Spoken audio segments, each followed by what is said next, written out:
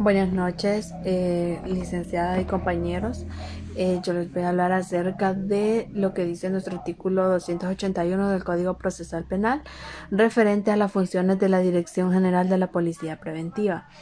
En caso de infragancia y que los demás de los demás de la Dirección General de Investigación Criminal no puede intervenir o de forma oportuna o urgentemente por carecer de agentes de algún lugar, y los miembros de la Dirección General de la Policía Preventiva pueden actuar cuando esto sea necesario, ¿verdad?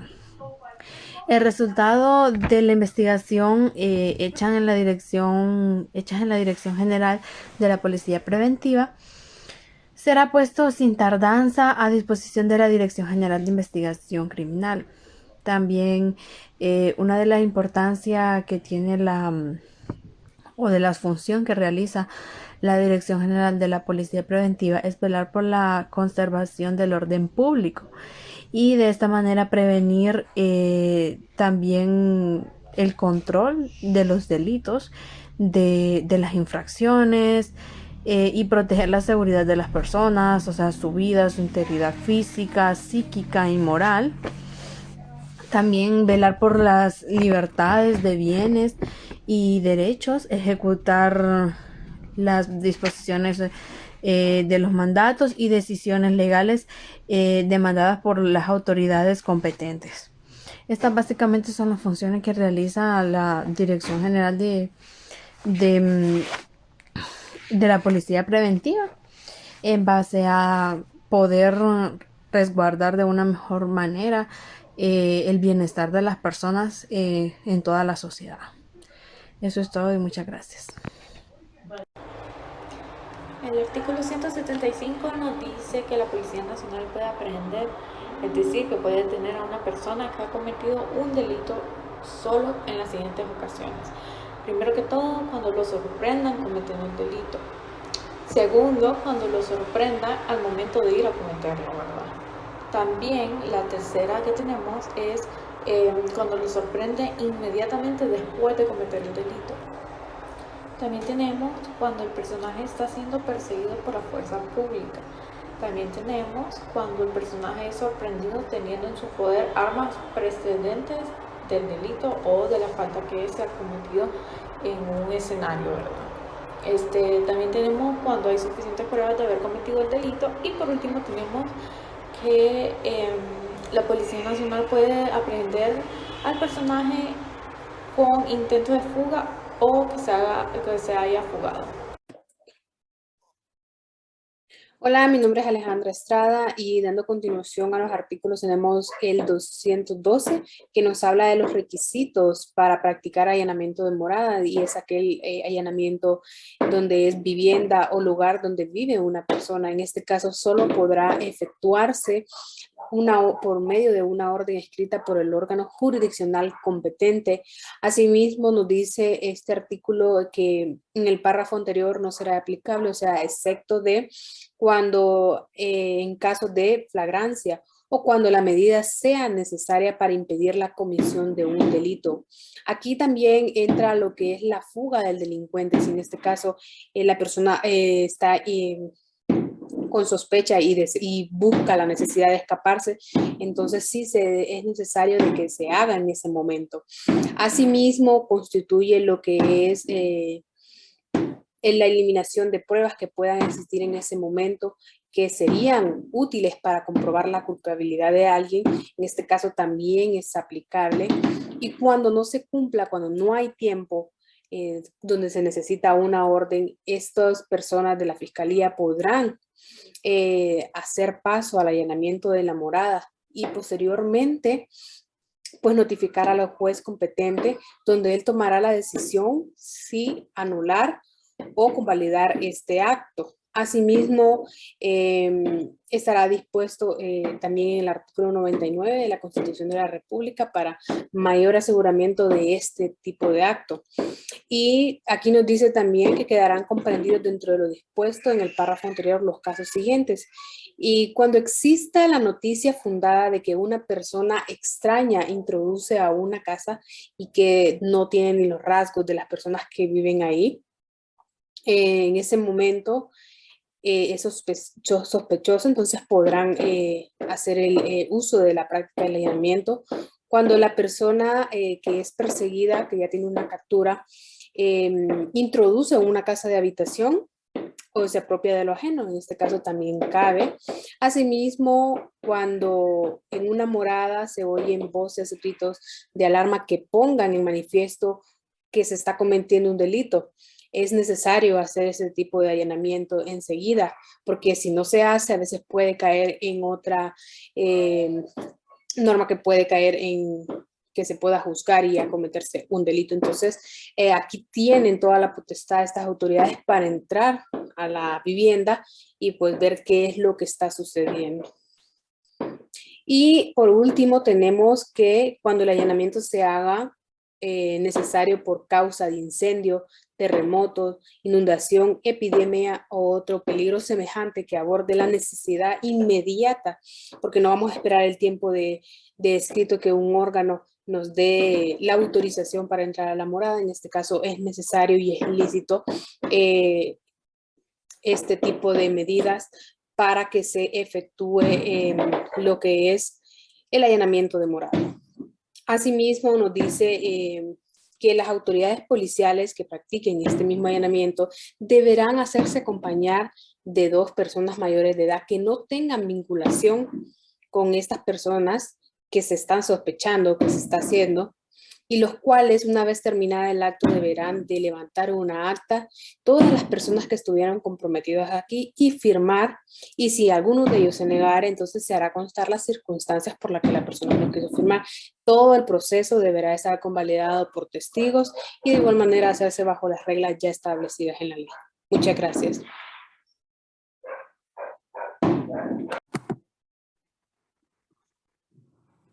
Buenas noches. En esta ocasión pues vamos a hablar acerca de el procedimiento cuando se dan los delitos de flagrancia.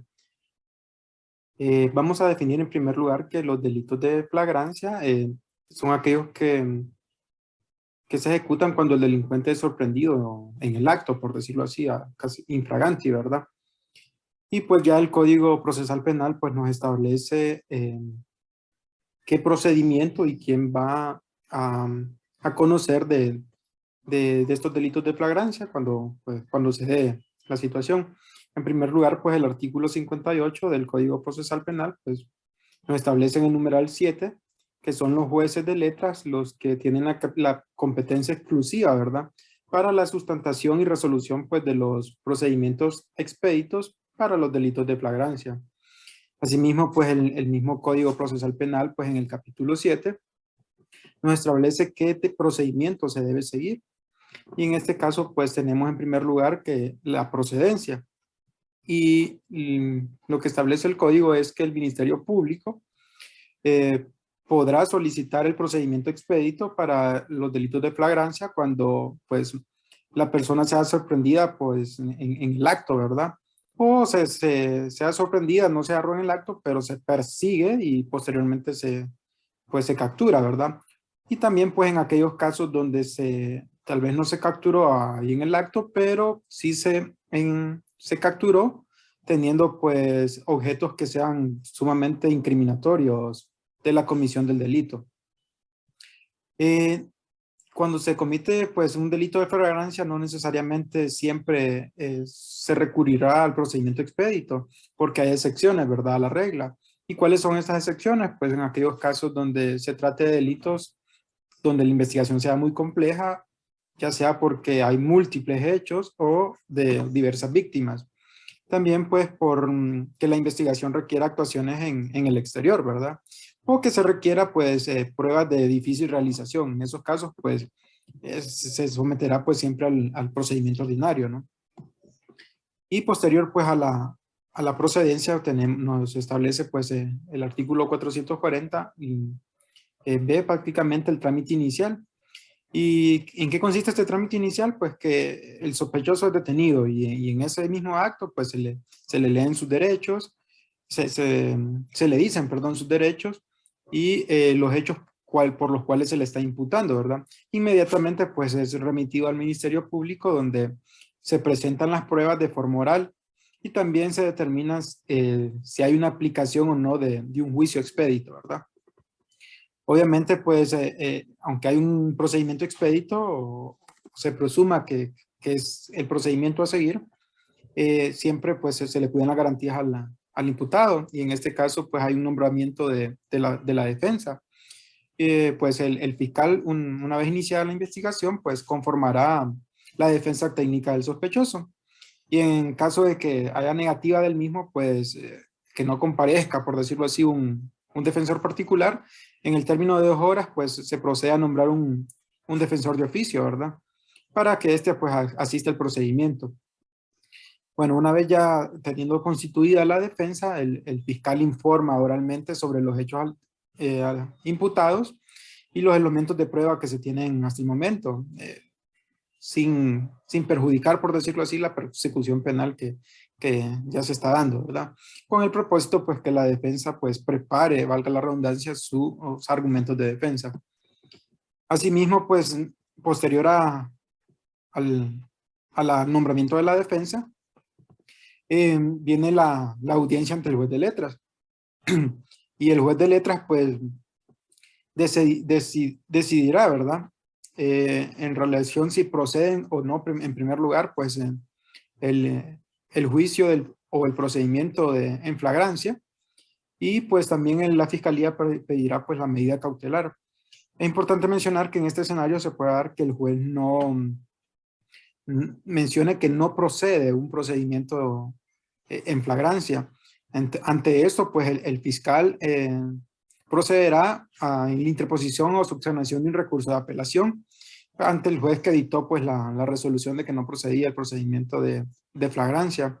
Y pues la Corte de Apelaciones respectiva, en términos de 24 horas de recibida la actuación, remitirá inmediatamente pues las diligencias al tribunal de primera instancia, y este pues tomará la decisión si realmente pues incurre o no en un procedimiento de flagrancia.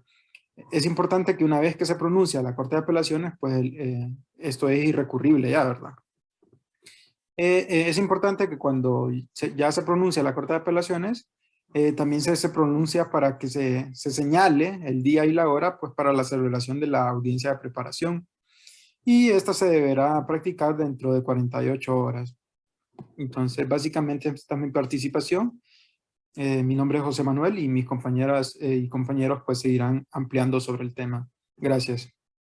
Buenas noches, abogada, compañeros. Continuando con las circunstancias en donde los delitos de flagrancia también aplica un procedimiento ordinario, nos encontramos con el dictado de la medida cautelar. Eso quiere decir que si el fiscal considera necesario que se dicte una medida cautelar, debe presentarla desde el inicio del juicio ante el juzgado de letras, y este es quien a su criterio determina si aplica o no la medida cautelar. En caso de que se dicte la prisión preventiva, no puede exceder a 30 días hábiles, y estos días se cuentan a partir de la notificación de la resolución.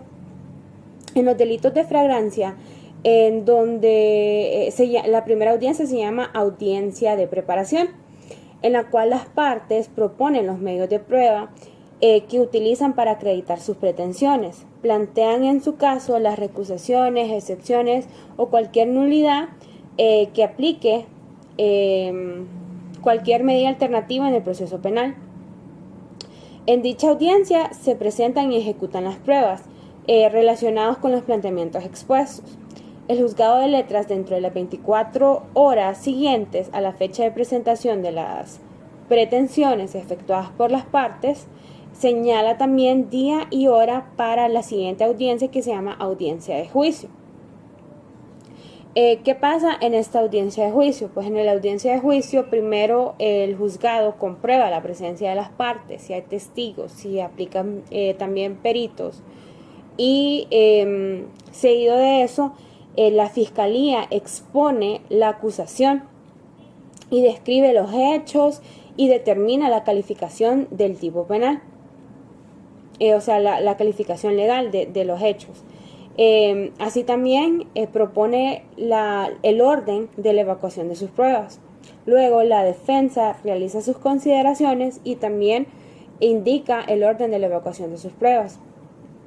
Una vez el juez verifica que la acusación sea clara, precisa y circunstanciada, que el hecho atribuido sea típico, dicta, pues la audiencia dicta para la siguiente audiencia, y en caso de que no sea clara, precisa o circunstanciada, el Ministerio Público debe corregirla, o sea, el fiscal debe corregirla oralmente en el acto. De esta audiencia queda grabada en video y en audio y se les entrega una copia a cada una de las partes.